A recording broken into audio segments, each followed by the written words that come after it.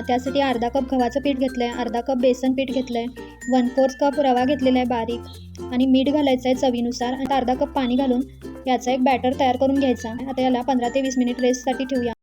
डिनरला करा किंवा नाश्त्याला करा, मस्त रेसिपी तयार होणार. 2 चमचे तेल घालायचं, जिरे घालायचे, कढीपत्ता, लसूण, अद्रक, मिरची, ढबू मिरची आणि कांदा घालायचा आहे. सगळं चांगलं बॅटरमध्ये घालून घ्यायचं आहे. कोथिंबीर घालायची भरपूर, पावभाजी मसाला घालायचा 1.5 टेबलस्पून आणि इनो फ्रूट सॉल्ट घालायचं आहे आणि पाणी घालून फर्मेंट करायचं. मीठ